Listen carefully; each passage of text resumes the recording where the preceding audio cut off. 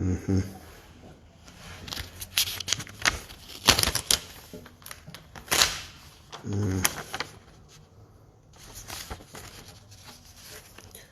Bom dia, pessoal. Bruna e Cláudia, sempre bom ver vocês aí. Bom domingo para vocês. Estão cozinhando já? Bom dia. Bom, o assunto não é dos mais simples e certamente é dos mais necessários para qualquer pessoa. Bom dia, pessoal que está entrando. Que seria a ideia de como lidar com a opinião da outra pessoa. Bom dia, Érica e Velise. Bom dia. Então, a grande coisa acaba sendo como lidar com a opinião dos outros. E um dos maiores remédios que a gente pode pensar na vida seria exatamente aprender a ser desprezado, aprender a ser menosprezado. Pois bem, comecemos com as ideias. A primeira, eu gostaria de fazer uma coisa que é dizer de onde eu tiro vários dos conceitos que eu uso. Eles são da etimologia. Quem tiver interesse, tem o site origemdapalavra.com.br. É simplesmente um espetáculo. Eu gosto muito desse site. Se vocês procurarem palavras e as suas respectivas definições que não estejam lá, vocês podem mandar um e-mail para lá e aí pedir e a pessoa que cuida do site ou as pessoas auxiliam. Então, quem quiser dar uma olhada na etimologia das palavras que eu uso muito, pode pegar lá 90% dos conceitos que eu uso, 80%, são desse site, origemdapalavra.com.br. Pois bem, isso posto, eu gostaria de começar com um livro que eu peguei em 98, mais ou menos. E o livro se chamava Como Tirar Proveito do Seu Inimigo.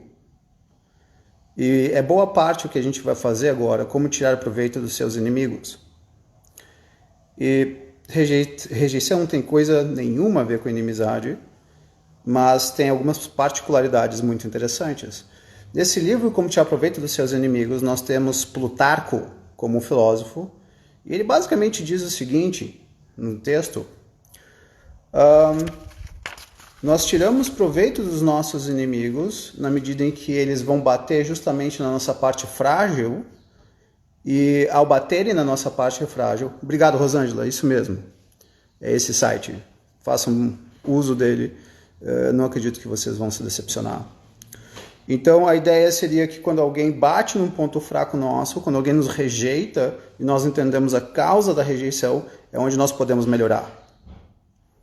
Pois bem, a gente volta a isso. Então vamos começar inicialmente com a coisa de o que é rejeição. Rejeição é atirar de volta. Então ser rejeitado é quando nós nos aproximamos de alguém e a pessoa te atira de volta, ela não quer a tua presença. O menosprezo é prezar menos, é a pessoa fazer menos, estimar menos alguém. E o desprezo é simplesmente... literalmente olhar alguém como se essa pessoa não fosse digna de qualquer tipo de estima. Então, esses três conceitos a gente vai ter que usar muito. Algumas pessoas já conhecem um pouco o que eu vou dizer agora, ou bastante, que uma das coisas fundamentais, bom dia pessoal que está entrando, uma das coisas fundamentais de qualquer rejeição é ser específico. Então, digamos que eu faça um churrasco, modéstia à parte, eu acredito que eu seja bom na coisa. Claro, talvez possa ser apenas uma percepção errada. Digamos que alguém chegue para mim e diga: Baiar, não gostei do teu churrasco. Ora, a primeira coisa que eu vou querer fazer, bom dia pessoal, é entender, bom, tu pode ser mais específico em relação ao porquê você não gostou do meu churrasco. A pessoa diz muito sal, pouco sal, muito mal passada, muito bem passada. Então, a grande coisa sobre ser menosprezado, sobre ser rejeitado, acaba sendo exatamente, em termos de especificidade, o que exatamente levou à rejeição, o que exatamente levou ao menosprezo. A maioria das pessoas rejeitadas, elas não sabem porque elas são rejeitadas, elas se sentem rejeitadas, elas só não sabem por quê. Bom, tem uma série de diferentes formas de como nós pensarmos sobre isso. Vamos brincar com, inicialmente, uma das ideias. Vamos pegar todas as nossas características e colocar em dois extremos. No extremo, seriam características que a maioria das pessoas gostaria. No outro extremo, características que pouquíssimas pessoas gostariam a meu respeito. Então, por exemplo, se eu começo numa característica que eu sei que a maioria das pessoas vai gostar e que não vai levar ao menosprezo ou à rejeição, eu posso começar dizendo: eu resolvi me tornar psicólogo sabendo que não tem como eu ser exatamente rico, não tem como ganhar muito dinheiro com isso, mas eu acho mais interessante a ideia de ajudar as pessoas do que ficar rico. Aí iam dizer: nossa, o Bayar é um cara legal. Aí alguém chega para mim, e agora a gente vai piorando: Bayar, o que tu achas de futebol, ou torcer para algum time? E eu digo: eu gostava de jogar futebol, gosto, hoje em dia não teria muita condição para coisa, mas torcer, não. Então, menos gostável. E eu poderia ter outras características, certamente eu tenho, que vai piorando. Então, qual ou quais características específicas a nosso respeito levaram à rejeição, levaram ao menosprezo, ao desprezo? De novo, muito importante ser colocado. Várias dessas rejeições ou menosprezos ou desprezos são essencialmente uma questão de opinião, de gosto. Então, Bayar, você vai à missa todo domingo? Não, eu não vou à missa. Então você não é uma boa pessoa e agora eu sou rejeitado? Então, exatamente, a questão acaba sendo qual ou quais os valores que a pessoa que me rejeitou possui para levar à rejeição. E nada é muito simples nesse sentido, porque imagina que uma pessoa é menosprezada. Então, a pessoa chega para mim e diz: Bayar, eu fui desprezada por determinada pessoa. E eu pergunto: bom, você sabe por quê? A pessoa diz: porque ela não gostou de mim. Gostar é um aspecto tão amplo. Vamos ser específico. O que você acha que a seu respeito ela não gostou? Bom dia, pessoal, bom dia. O que você acha que ela não gostou a seu respeito? Seria a sua religião? Seria a sua classe econômica? Seria a sua forma de conversar? Seria a parte estética? Seria de onde você é? Tem gente, por exemplo, que tem pavor do fato de, às vezes, eu usar tu, e isso pode levar a um determinado tipo de rejeição. Então, nós precisamos ser sempre específicos. O que especificamente de característica que eu possuo levou à rejeição? Vamos brincar aqui com a ideia de características. O que são características? Em última análise, características são as coisas que nos definem. E são basicamente duas, eventualmente uma terceira. A primeira é o que eu faço. O que eu faço me define. O que eu digo me define. A maneira como eu me expresso, como eu me posiciono me define. Então, uma série de ideias em cima do que eu aparento ser me define. Então, isso é uma das causas de rejeição. A outra é qual seria a causa dessa minha ação que levou à rejeição. Por exemplo, eu vou falar uma aqui que eu vejo com uma frequência enorme, que são pessoas tímidas. As pessoas tímidas, vale comentar que timidez vem da palavra temer, e quando a gente fala de timidez, esse temer está mais correlacionado a o que vão pensar a meu respeito. Geralmente as pessoas tímidas, na realidade, o que elas não conseguem fazer é lidar com a opinião dos outros, quando vai contra elas.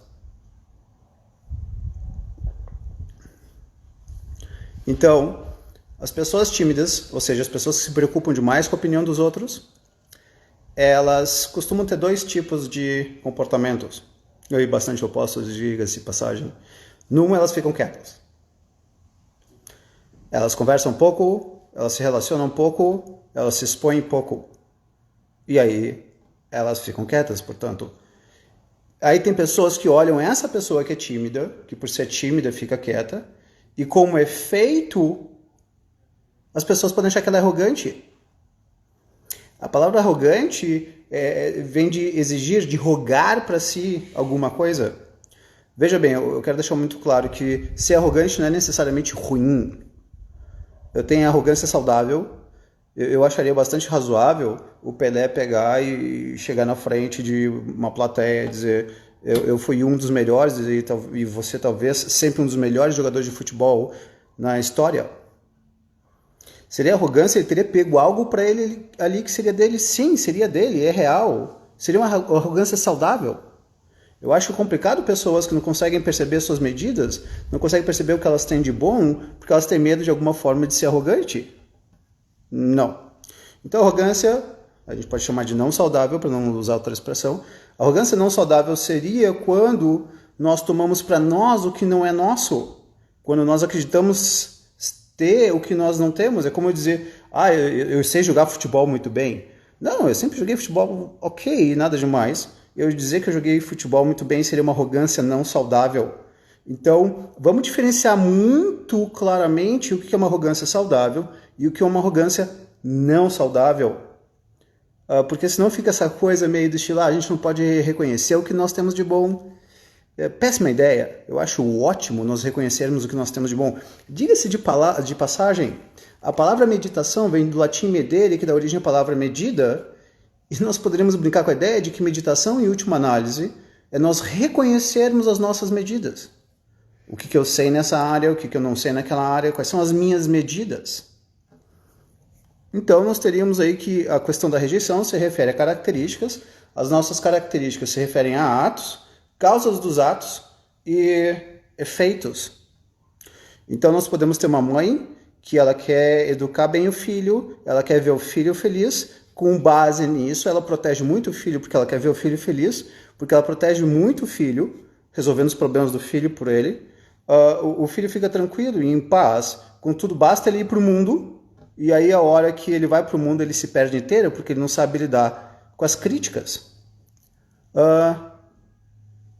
Então, o que nós precisamos fazer constantemente é pensar: bom, o que eu quero? Então, as coisas, as características das pessoas, porque elas fazem o que elas fazem, os efeitos. Nós vamos ser julgados por esses 3 pontos. Com um detalhe muito importante, isso aqui é de fato meio complicado.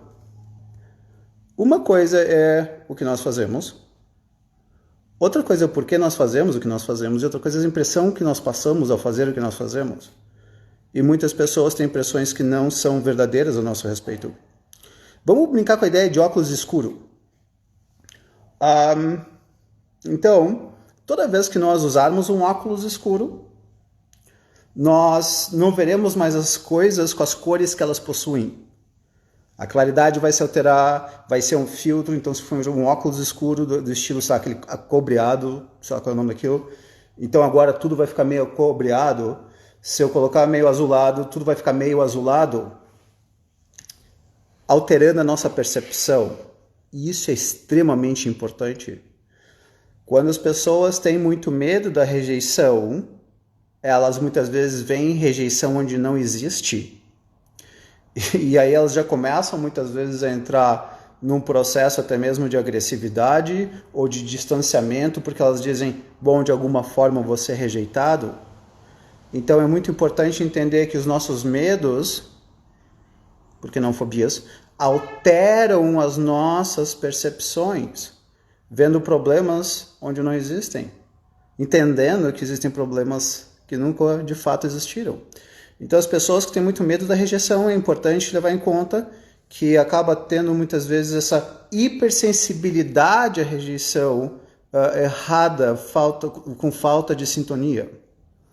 Pois bem, então, quem que não foi rejeitado por uma ou outra razão? Eu me lembro quando eu tinha cerca de 21 anos de idade, 22, isso já faz um certo tempo, E aí eu estava com um amigo meu no meu carro e a gente passou por uma loja de carro desses importados, não vou falar qual, e nós nunca tínhamos entrado num carro importado. Nós entramos na loja, imediatamente o vendedor olha para mim, ele me mede da ponta do cabelo até o pé e faz: pois não. Ficou claro que eu não ia comprar o carro porque eu não tinha condições financeiras de comprar o carro. Teve um menosprezo ali? Claro que teve um menosprezo financeiro. Quais características levam ao menosprezo? Qual ou quais características levam ao desprezo? Nós precisamos, como fonte na vida de autoconhecimento, nós precisamos nos perguntar: quais as minhas características que tendem a afastar ou levar à rejeição? Quais as minhas características que tendem a afastar ou aproximar as pessoas? São rejeição e aproximação. E claro, sempre vai depender do ponto de vista. Vamos pensar assim. Enfim, vocês estão aí me olhando, vocês estão vendo meu rosto, parte do meu estilo. Qual é a tendência de um grupo de surfistas virar para mim e dizer: Baiar, vamos bater um papo sobre ondas? Ou sobre como surfar? Qual a probabilidade da tribo de surfistas gostar de quem o Baiar é? Muito baixa. Perguntem-se sobre vocês, segundo as suas características. Quem tende a gostar de vocês? Quem tende a desgostar de vocês? Quem tende a ter pavor a vocês? Certo? Se tudo que uma mulher quiser for querer falar sobre a beleza de ser mãe ou de ser pai e disser: Bombar, o que tu acha disso? Eu falo: não, eu acho super interessante essa possibilidade, cada um precisa escolher, mas não é exatamente o que eu busco na minha vida. Então a questão fica: bom, eu acabo sendo rejeitado ou menosprezado por uma características que eu sei que determinadas pessoas não vão gostar. Pensem sobre vocês. Quais as minhas características? Quais características eu possuo que tendem a ser chatas para as pessoas? A gente precisa saber que a gente é chato para pessoas dependendo de quem nós somos, das nossas características. É muito importante isso. Então, vamos pensar numa mulher, ela é rejeitada pelo cidadão. Uma das perguntas pode ser: bom, qual ou quais características ela possui que levaram à rejeição? É a forma de falar, valores, afinidades. E aí que tá, em grande parte, muitas vezes não vai saber o porquê que levou à rejeição, porquê levou ao menosprezo. Ele vai existir, mas não vai estar claro o porquê. Mas vale sempre a pergunta. Eu vou dar alguns exercícios depois para vocês, quem quiser usar isso. Várias das pessoas que estão aí me vendo são colegas, alunos, e, enfim, quem que não pode usar isso para si mesmo? Então, exercícios de como aprender a lidar com a rejeição, isso é extremamente importante. E uma delas vai ser exatamente isso. Qual ou quais características eu possuo que levam à rejeição? Qual ou quais características eu possuo que podem levar à aproximação? E, claro, vai ser sempre dependendo do ponto de vista, certo? Então, a pessoa que está valorizando ou desvalorizando vocês, qual ou quais características elas estão vendo em vocês para levar a isso, ao desprezo ou à valorização? Isso é muito importante. Obrigado, Gabi. Bom saber que auxiliei pessoas para pensar diferentes coisas. Então, vamos sempre pensar: o que está sendo rejeitado? Ok. Por que uma pessoa rejeita? Isso é muito importante. Às vezes a rejeição tem como base um autoelogio. Vamos entender isso, que isso pode ser meio estranho. Quando eu rejeito ou menosprezo alguém, a tendência é que eu estou dizendo: eu sou melhor. Por exemplo, eu olho para aquela pessoa e digo: nossa, ela parece ser meio burrinha. E aí eu estou dizendo, implicitamente, muitas vezes, eu sou inteligente.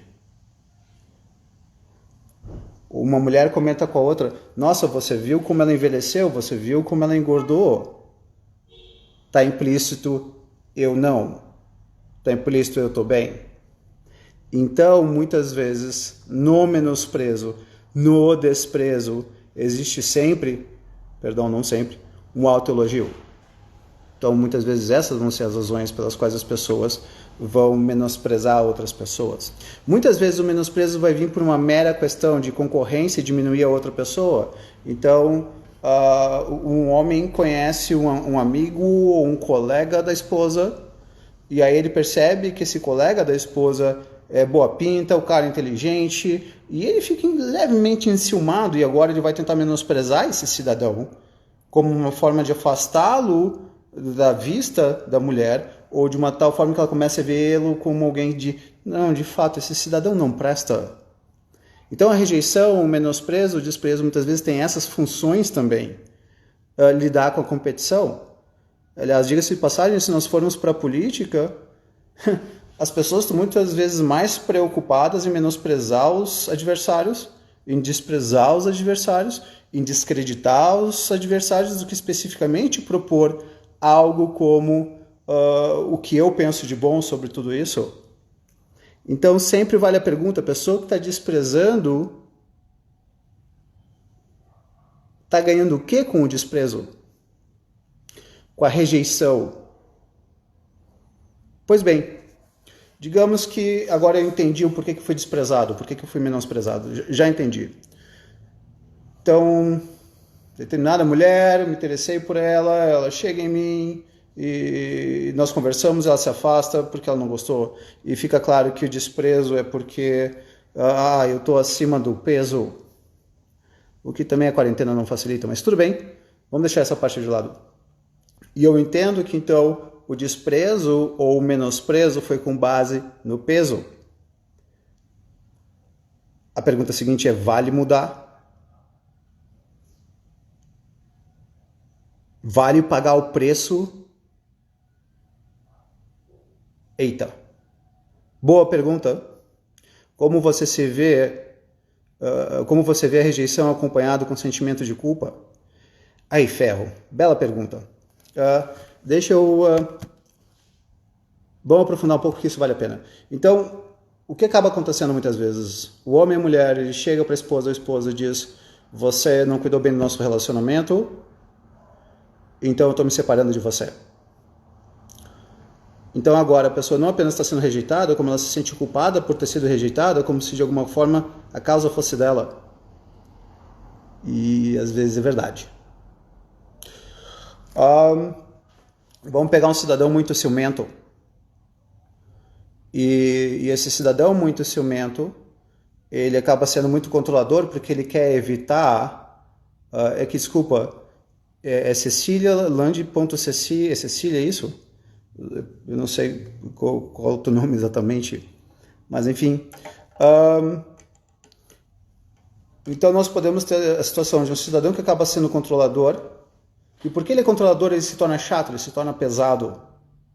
E por se tornar pesado, a mulher vai se afastando. Em determinado momento ela fala, eu não aguento mais. Ok, Land então. Obrigado, Gabi.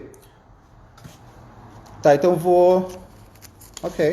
eu vou aqui colocar, então tem a Daniela, tá colocando a ver, quem rejeita por medo de entrega, rejeição por medo de entrega, sim,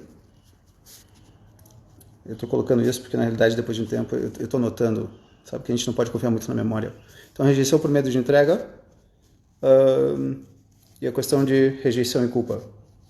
Então, às vezes, a gente pode ser rejeitado por culpa nossa? Sim. Por quê? Beleza, Márcia. Com prazer. Desprezo e rejeição no mundo corporativo.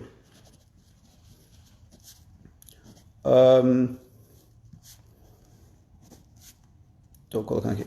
Pronto. Então, muitas vezes, a gente pode ser rejeitado ou menosprezado por uma característica nossa ruim mesmo. Claro que sim. Pessoal, a gente tem uma dificuldade muito grande de olhar para os nossos erros, né? A gente tem muita dificuldade de olhar para a coisa de, quantas pessoas vocês conhecem que dizem o seguinte, o casamento acabou ou eu fui demitido e no fundo é porque eu não cumpri com as minhas funções de maneira adequada, tá? Então eu fui demitido porque eu não fui um bom profissional, ou eu fui demitido porque eu não fui um bom esposo. Não deixa de ser uma certa demissão, tá? Mas reconhecer em si o que é que eu tenho de ruim. Eu fico vendo muito alguns conceitos como a vida é simples, a gente complica ela. Sério? Quem é que acredita nisso? Né? A vida é complexa para burro. Enfim, então nós temos uma situação complicada de perceber o que é que nós temos de chato, o que é que nós temos de ruim, o que é que nós temos que dificulta a nossa vida. Eu gosto da seguinte ideia, eu não gosto muito do conceito de defeito, eu acho isso meio complicado, defeito, quais os meus defeitos, não gosto disso. Eu prefiro a ideia de características positivas e características negativas.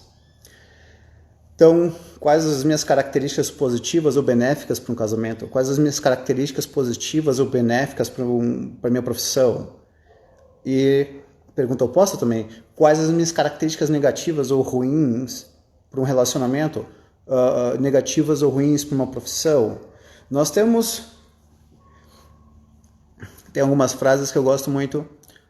Uma é do Homer Simpson, um grande filósofo, que disse: a culpa é minha e eu coloco ela em quem eu quiser.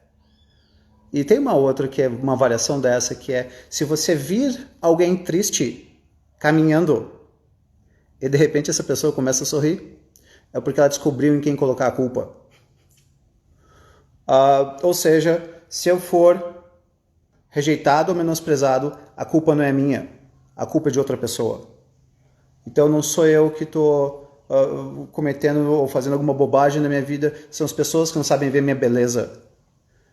Ele me largou. Tem uma frase típica de algumas mulheres, desculpa falar mulheres, e podem ter certeza que eu tenho nada de machista, que dizem: ele não aguenta minha independência. Sério, isso às vezes até é verdade, contudo muitas vezes não é o ponto. Muitas vezes as mulheres ou homens vão ter um nível de raiva junto com a sua independência, um nível de uma arrogância não saudável junto com a sua independência, uma forma contundente de se posicionar, e isso muitas vezes acaba sendo exatamente o que afasta as pessoas. Então, vamos não nos preocuparmos em olhar para o espelho, nos amarmos e dizermos: nossa, eu sou a melhor pessoa que eu conheço no planeta Terra.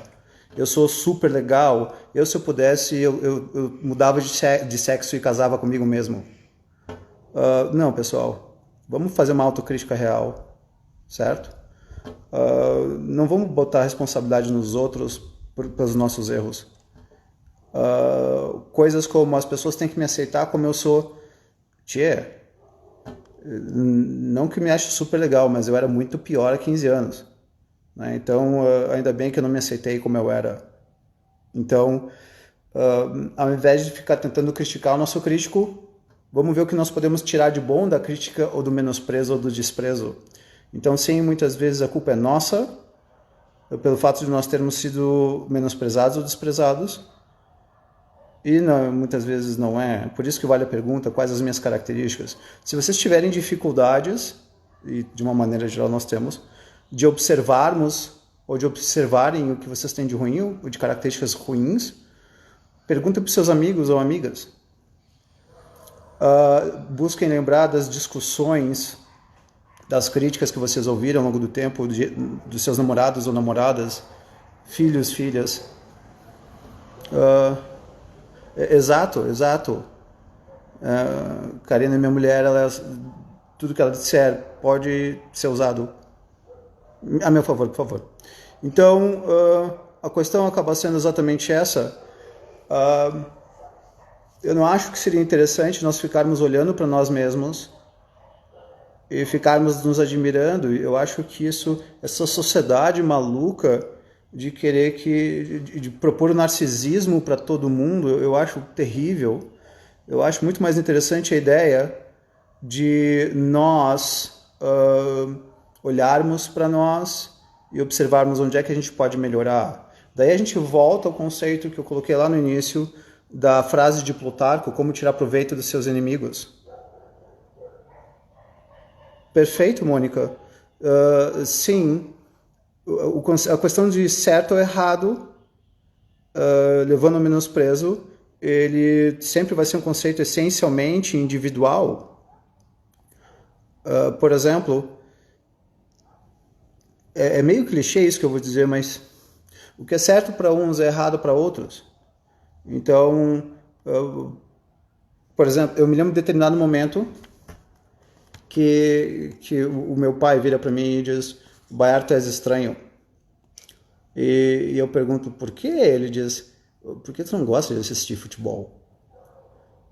Então ele estava me julgando com base no valor dele, que é assistir futebol domingos à tarde e quarta-feira à noite. E com base nisso, é como dizer: o seu gosto está errado porque seu gosto não é como o meu, ao mesmo tempo que eu penso: nossa, eu acho péssimo usar domingo à tarde para ver 11 pessoas jogando futebol contra outras 11 pessoas, eu não conheço nenhuma das 22. E tão pouco me importa o time que elas representariam. E nós temos as duas coisas, Mônica, tanto com relação à edição do que seria certo, aquilo que nos faz bem. Eu adoro olhar para as pessoas e brincar com como que algumas pessoas fazem coisas tão erradas e conseguem dormir acreditando que elas estão tão certas. Elas fazem as piores coisas e dizem que elas estão erradas. Então, digamos que eu fosse um político e eu roubei um monte, não vou discutir quem eu seria, mas eu roubei um monte e agora eu vou dormir e eu estou dizendo para mim: eu no fundo ajudei muitas pessoas, eu tirei muitas pessoas da pobreza, eu tirei muitas pessoas de dificuldades. Qual o problema de eu pegar um pouco de dinheiro para mim? Na realidade, estou pegando pouco em relação ao que eu seria merecedor. Então sempre vale a grande questão de, bom, até que ponto é importante a edição de si mesma, o quanto que as pessoas se enganam ou mentem para elas mesmas sobre quem elas são. E sim, muitas vezes elas fazem isso com uma frequência brutal. Elas dizem coisas para elas ficarem bem com elas, mas na realidade não é verdade. Tá? Exatamente. Certo? Então cada um vai ter a sua própria visão, por isso que de uma maneira geral, a própria visão muitas vezes a gente precisa desconfiar. Então, se eu explico para mim alguma coisa sobre algo de relação que eu tenha tido e eu me saio bem nela, eu posso desconfiar. Será que de fato eu fui tão legal? Será que de fato eu fui tão justo? E muitas vezes não fui, certo? Então sim, sempre o certo e errado dependendo de cada um, tá? Então, voltando um pouco para a questão da rejeição por medo de entrega, sem a menor dúvida, um dos aspectos mais complicados com relação ao medo da entrega é o medo da possibilidade de ser novamente rejeitado. Tem pessoas que não conseguem mais lidar com rejeição. E em grande parte nós vamos chegar num outro ponto, que seria exatamente o quanto que uma pessoa sabe se valorizar independentemente da outra. Sim, Bárbara, é importante saber que a intenção pode ser inconsciente, certo? Bom, saber ser justo consigo mesmo é um aspecto muito difícil. Saber olhar para o que nós temos de bom, saber olhar para o que nós temos de ruim, sabendo que o que é bom e o que é ruim depende sempre do ponto de vista, e saber entender que tudo que eu considero certo, tudo que eu considero errado, alguém pensa o oposto do que eu penso e tem tanta razão ou tanta certeza quanto eu, o que levaria à rejeição. Então, por isso que um dos aspectos principais da rejeição é essa pessoa que me rejeitou, quais critérios ela utilizou para dizer que eu era ruim. Então, digamos que no mundo corporativo, aí para usar um pouco da ideia que a Márcia propôs, no mundo corporativo, que está acontecendo obviamente muito na pandemia, muitas pessoas foram demitidas, as pessoas que ficaram nas empresas ficaram sobrecarregadas, e o certo para essas pessoas que ficaram sobrecarregadas, segundo os chefes muitas vezes, seria: bom, você vai ter que trabalhar mais e recebendo menos. E a pessoa diria: não, eu não aceito isso, então, bom, em parte você seria agora demitida. O que é certo e errado é muito complicado. O grande ideal, e talvez aí nós poderíamos utilizar como regra de ouro.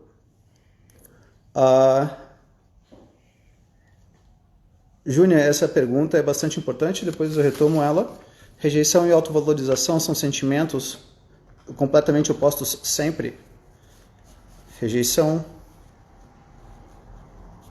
e valorização. Tá? Então, a grande regra de ouro seria aprender a se colocar no ponto de vista do outro. Tá? Pode deixar, Júnior, depois eu dou uma comentadinha ali. Tá? Isso, ok. Quando nós nos vemos a partir do ponto de vista do outro, a gente acaba descobrindo que a gente não é tão bom quanto nós gostaríamos de ser. Então, eu falo um monte de coisas, de repente alguém diz pra mim, Baiato, falaste bobagem, ou eu não gosto do que tu dissestes, aí eu tento ouvir a pessoa, me colocar no lugar dela, e a partir do lugar dela, de fato o que eu falei não é tão legal. Então, se colocar no lugar do outro, muitas vezes é criar a possibilidade de diminuir a tua autoestima. De novo, acho bastante complicado nós olharmos apenas o mundo do nosso ponto de vista, ou do ponto de vista apenas de quem nós gostamos, porque muitas vezes eles vão ter a mesma visão desse ponto de vista, e aí vai só confirmando. Se eu não me engano, Nietzsche disse algo mais ou menos da seguinte forma. Parece ser que ele usou a expressão odeio, mas vamos deixar a palavra odeio de lado. Odeio pais que apenas ensinam os seus filhos a só olharem para o mundo dos seus pontos de vista. Seus filhos, seus dos pais.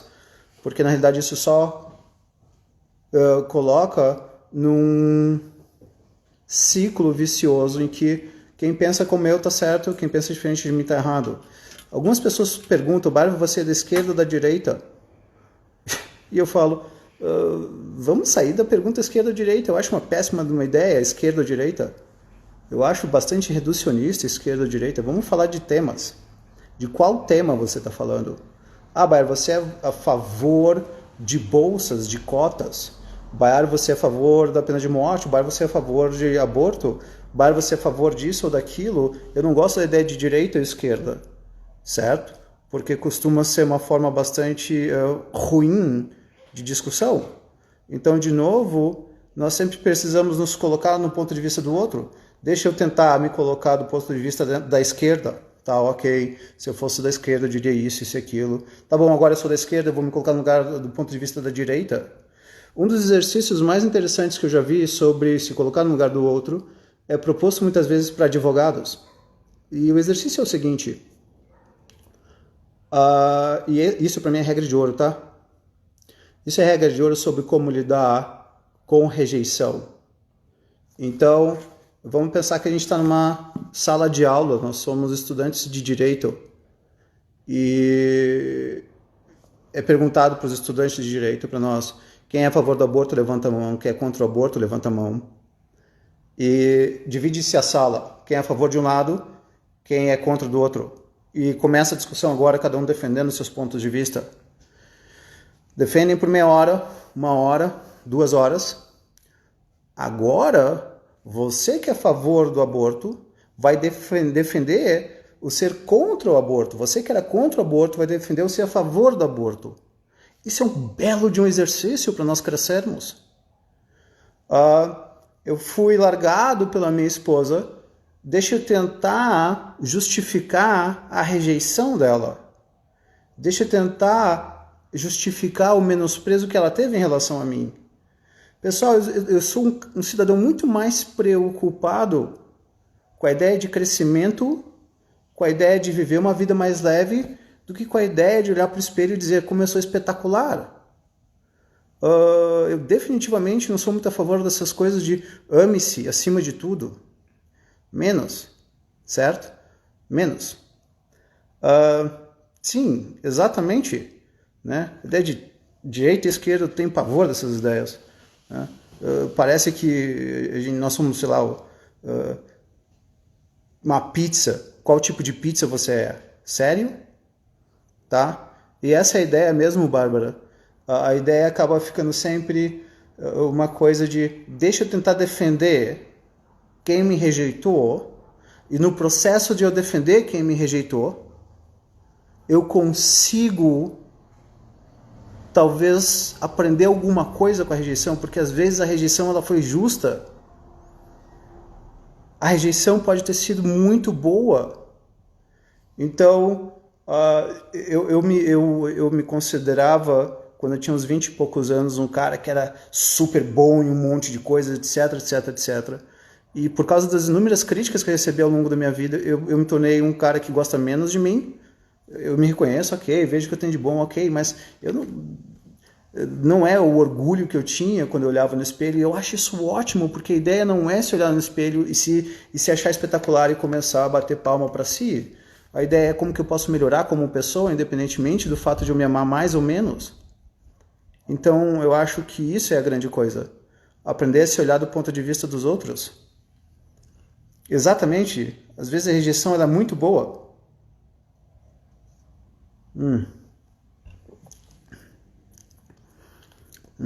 Bom, então, essa é a grande... talvez a maior lição do livro, Como Tirar Proveito dos Seus Inimigos, de Plutarco, que seria não tirar proveito do inimigo em si, mas sim a ideia de o que é que alguém apontou de crítica a meu respeito, que quando eu melhorar aquele aspecto eu me torno melhor. Exato, vinho é uma coisa tão importante na vida, é um alimento para a alma. Então deixa eu ver se eu dei uma olhadinha. Tinha colocado ali rejeição e valorização como opostos. Sim, a ideia de que o rejeitar mesmo é quando nós observamos algo que seria ruim a nosso respeito e nós tentamos melhorar aquilo, e a estima seria aquilo que a gente reconhece de bom sobre nós mesmos. De novo, o exercício para mim não seria um exercício de eu vou me amar mais, eu vou me valorizar mais, ame-se acima de tudo. Não. O pessoal fica falando dos vinhos, tá? É esse aqui, certo? Eu não estou sendo pago por ele, tá? Mas tá aqui. E muito bom, diga-se de passagem. Eu não tenho nenhum tipo de patrocínio nem nada, é só o mesmo vinho que eu gosto. Um deles. Então, a ideia fica como é que eu posso me melhorar, como é que eu posso aproveitar a rejeição. Mulheres e homens são rejeitados. Eu me lembro de um cidadão, eu perguntei para ele, ele falou, Baiar, todas as mulheres me largam. Falou, ok. Ele tinha cerca de 30 anos de idade. E eu pedi para ele, eita, parabéns, Mônica. Polenta no fogo é sempre bom, mas vai estar depois gravado, é só retomar. Prazer, Mônica. Então, um dos grandes aspectos acaba sendo justamente de eu me melhorar. Eu começo a falar de comida e bebida e eu me complico inteiro, certo? Então, tirar proveito da rejeição, eu melhorar a mim mesmo. E esse cidadão de 30 anos de idade estava virando para mim e dizendo, não sei porque todas as mulheres me deixam, e ficou claro que ele era completamente hermético em termos de ouvir críticas. Eu pedi para ele um exercício, eu disse para ele, eu vou te propor que tu, para a próxima sessão, converse com amigos ou amigas teus, e aí tu perguntes para eles, o que é que eu tenho de bom, o que é que eu tenho de ruim? E com base no que eu tenho de bom ou de ruim, aí a gente vai se perguntar, bom, tu gostarias de mudar isso a teu respeito? Então, esse exercício que nós podemos nos fazer, que vocês podem fazer com vocês mesmos, com seus pacientes, pedir para o pessoal perguntar para seus amigos ou amigas, pais, mães, enfim, o que é que eu tenho de bom, o que é que eu tenho de ruim, quais características você acha que eu passo no primeiro momento, quais características boas ou ruins eu passo no primeiro e no segundo momento. De uma maneira geral, esse cidadão de 30 anos de idade, quando eu peço para ele esse exercício, ele volta para mim e diz a seguinte frase: Baiara, eu perguntei para meus amigos o que eu tinha de ruim e ninguém disse que eu tinha coisa alguma de ruim. E eu pensei, isso é ruim. Você achar que você tem nada de ruim é péssimo.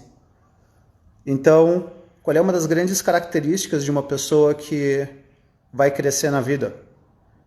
É quando ela é capaz de receber uma crítica, quando ela é capaz de receber um menosprezo. De novo, vamos entender o menosprezo na sua base.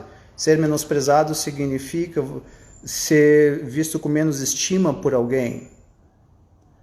Então, a questão básica seria de o que é que eu tenho de ruim? Se uma pessoa me disser, se ela não for capaz de autocrítica, se ela não for capaz de ouvir bem essa crítica, esse menosprezo, desprezo, a tendência é que ela não vai crescer. Então, o que a gente pode usar? O que a gente pode ter de bom com relação à rejeição, menosprezo? É a gente entender, e uma vez que nós entendamos, será que a gente tem alguma coisa de bom para melhorar? Ao invés de ficar defendendo a própria autoestima, ao invés de nós ficarmos defendendo o que a gente tem de bom, o que nós não temos de inferior, eu acho muito mais interessante nós observarmos e ouvirmos dizendo, bom, essa pessoa falou isso a meu respeito, essa pessoa se afastou de mim por causa daquilo. Será que de fato não preciso melhorar essas coisas? Será que não seria bom para mim, para os meus relacionamentos? Então, sim, muitas vezes o menosprezo, a melhor forma de lidar com o menosprezo é acatar, é entender e melhorar nesse ponto. Vamos pegar, por exemplo, uma mulher, agora vamos para um outro ponto, bem diferente. Então, vou falar de algo chamado respeito. Ou reconhecimento. A palavra respeito vem do latim respectus, que se remete a observar a importância de alguém. E tem homens que podem estar com a melhor mulher que existe, e como eles não conseguem valorizá-la, eles vão rejeitá-la. Agora é um outro ponto. Quanto tempo demora para a gente conseguir valorizar o que é realmente importante na vida? Quando nós temos 15, 20 anos de idade, eventualmente o que a gente só acha importante é a beleza, e de repente tu tens esse cidadão de 20 anos de idade que está com uma mulher espetacular de 20 anos de idade, só que ele não tem ainda idade para valorizá-la, e aí ele a rejeita. Ele não está rejeitando a mulher porque ela é ruim, mas porque as buscas dele se remetem eventualmente a coisas que são quantidade, não qualidade, então ele não vai saber valorizar o que ela tem de bom. E como podemos criticar sem a pessoa se sentir ofendida e apontar os fatos? Sim, uma das melhores formas de menosprezar, desprezar ou rejeitar, ou por que não, criticar de uma forma construtiva, seria ser específico de uma forma leve. Quando nós formos criticar alguém, aí é uma outra forma, é um outro aspecto.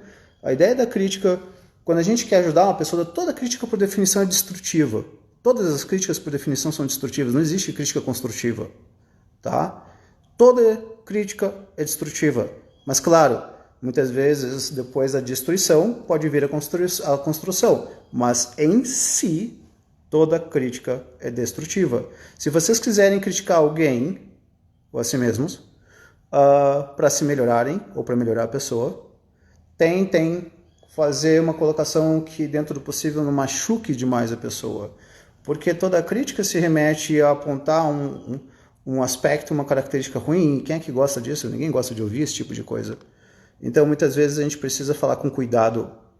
Falar com cuidado quais os pontos negativos da pessoa, o que ela eventualmente poderia melhorar. Então, retomando uma ideia que eu acho fundamental, se uma pessoa não tem capacidade de ouvir crítica, não tem capacidade de lidar com menosprezo e perceber que no menosprezo muitas vezes pode ser uma grande fonte de crescimento, a tendência é que ela vai chegar nos 90, sendo como ela era aos 20. Pois é, Carmen, certo? Tudo pode ser dito, depende da forma como expressamos. O problema é que tem pessoas que são tão herméticas, pessoas que têm tanta dificuldade de observar o que elas fazem de ruim, que uma microcrítica, ela explode. Tem um conceito que eu chamo de... que eu aprendi com um mestre que eu tive, chamado Osmar de Souza Araújo, o princípio da educabilidade, que é o quanto tu conversas com uma pessoa de uma maneira leve e com base nessa conversa, o quanto que ela muda. Então tem pessoas que tu pode conversar uma vez, 2 vezes, 3 vezes, 4 vezes, 5 vezes, de maneira leve, de maneira doce, tranquila, clara, sintética, em diferentes momentos, de manhã, tarde ou à noite, com café. E ela não muda. Então tem pessoas que muitas vezes não apenas elas vão explodir porque elas não conseguem lidar com crítica, como de fato elas não vão nem conseguir, enfim, melhorar a si porque não vem nada de ruim em si. Uma pessoa hermética é uma pessoa completamente fechada, Rodolfo. É uma pessoa que diz assim, eu tô certo e quem pensar diferente de mim tá errado. Eu ouvi uma frase uma vez, eu achei espetacular a frase, eu nunca tinha ouvido uma frase sintética tão interessante. A pessoa virou para mim e disse, Bar, que não gosta de mim não presta. eu olhei para a pessoa que disse isso e disse assim, desculpa, prazer Rodolfo, desculpa, deixa eu ver se eu estou entendendo. Quem não gosta de você não presta? Ela falou, ué? E tá. Ou seja, essa pessoa, sim, sem menor dúvida, a rigidez ingessa as pessoas. E a rigidez muitas vezes vem do fato de que as pessoas não conseguem observar o que elas têm de ruim, porque elas querem se apegar àquilo e ao invés de se tornar melhores, elas se apegam àquilo muitas vezes por uma mera questão de vaidade, certo? Como é que eu sei que uma pessoa tende a melhorar com o tempo? Quando ela faz 2 coisas. Coisa número 1, quando ela consegue lidar com crítica é autocrítica. Parte 2, o quanto ela consegue pagar o preço da mudança. E muitas vezes a pessoa não consegue pagar o preço da mudança, ou não está disposta a pagar o preço da mudança. Imagina um pai que cometeu uma série de erros. É isso. Não sei como tem gente que não gosta de mim. Eu já vi um pai, imagina um pai agora que ele está com 60 anos, ele está com 2 filhos de 30 e poucos anos, e tu perguntas pro pai, o que é que tu terias feito de diferente? E ele fala, nada. Esse pai eventualmente não observou o que ele fez de ruim. Péssimo. Então, quando nós começamos a observar o que nós fizemos de ruim, nós acabamos muitas vezes crescendo. E é sim no menosprezo ou no desprezo que mais nós encontramos as nossas possíveis fontes de crescimento. Isso, Bárbara. O apego atrapalha muito para a mudança, assim, principalmente se for um apego à própria vaidade. Tá? Então, ao invés de ser a ideia apenas de vamos crescer na rejeição, dizendo que na realidade eu fui rejeitado de maneira injusta, a pergunta é, e quando você foi rejeitado de maneira justa? Quando você foi menosprezado de forma justa? Você foi menosprezado, demitido, deixado de lado por uma questão justa? E se for justo, significa que você tem uma característica ruim que vale a pena ser pensada. Eu já vi pessoas que chegam aos 90, como elas eram aos 20, porque elas não foram capazes de olhar para onde elas erraram. Que nunca é fácil, mas a ideia acaba sendo se criticar sem se esmagar. Sem a menor dúvida, o rígido sofre muito quando é criticado, Carmen. E a grande pergunta é o que está por trás da rigidez. Muitas vezes a rigidez das pessoas, por trás delas tem uma autoestima baixa, muitas vezes um apego no se amar, não, eu estou sempre certo. Tem pessoas que têm um nível de uma arrogância não saudável, uma arrogância injusta, onde elas se acham certas o tempo inteiro, quando na realidade, se elas tivessem se colocado no lugar do outro, elas perceberiam que de acordo com o outro elas estão erradas. As pessoas sempre contam a própria versão. Qual é a probabilidade, de novo, de um funcionário demitido dar razão para o chefe que o demitiu? Vamos pensar na dificuldade disso. Olha a dificuldade. Fui demitido e, em parte, a culpa foi minha. Não foi porque estava uma reestruturação ou porque era pandemia apenas. Tudo bem, isso tudo foi verdade, mas a culpa foi minha. Eu não entreguei. Eu não entreguei aquilo que eu deveria ter entregue. E é isso que as pessoas deveriam fazer. As pessoas poderiam aprender com os menosprezos, com os desprezos, com as demissões, com as rejeições, com os afastamentos. Tem pessoas que ficam sozinhas, solitárias, e elas dizem, ninguém gosta de mim. Ora, mas se isso for verdade, será que realmente não tem algo que você precisa melhorar em você mesmo? Então, eu não estou aqui exatamente para ficar dizendo que todo mundo é espetacular, extraordinário, fantástico.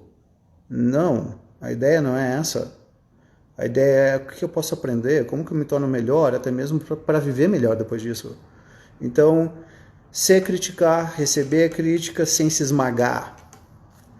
Se criticar sem se esmagar. Pois é, colocando aí, Isabel, né? Sofro muito porque cobro demais das pessoas, do jeito que tento fazer certo. Do jeito que tento fazer o certo, sim. Eu gosto de cozinhar de uma determinada forma e se a minha mulher começa a se meter, dizendo que o dela tá certo, a tendência é que, obviamente, ela vai estar errada. Mas eu não vou discutir isso com ela. Então, sim, a gente costuma achar que o nosso certo é o único certo e, na realidade, é apenas um dos certos. Só que quando a gente faz isso, a gente descobre que a gente não é tão bom, muitas vezes, quanto nós gostaríamos de ser. Então, a grande pergunta acaba sendo onde eu estou errando? E o que eu posso fazer para melhorar? Mais do que se perguntar o que é que eu tenho de bom, o que é que eu tenho de espetacular. De novo, não é exatamente muito bom. Talvez a grande coisa, e aqui, Isabel, deixa eu ver se eu consigo propor uma outra ideia. Isabel, nós temos um problema que acaba sendo pensar de forma muito binária. O que seria pensar de uma forma muito binária? Seria perguntar nós somos bons ou ruins. Aquele restaurante é bom ou ruim? Essa live foi boa ou ruim? São perguntas péssimas porque elas ficam no sim ou não, sim ou não, sim ou não. Não, vamos fazer de 0 a 10. E ao invés de se perguntar se está certo ou errado, vamos perguntar 0 a 10. 0 a 10, quão bom foi a live? 0 a 10, quão bom eu sou nas diferentes áreas da vida? De 0 a 10, quão bom eu sou como amigo? Quão bom eu sou como marido? Quão bom eu sou como filho? Quão bom eu sou como funcionário? De uma maneira geral, essa é a grande questão que a gente precisa se fazer. De 0 a 10, quanto? E como que eu posso me valorizar, mesmo sabendo que eu cometi erros? Se nós fôssemos pensar em termos de crescimento, em termos de aprender com menosprezo, com a rejeição, nós podemos pensar numa caminhada. Então, numa primeira parte, eu me pergunto o que é que eu posso fazer para melhorar? Eu fui menosprezado, eu fui desprezado, eu fui demitido. O que é que eu posso fazer para melhorar?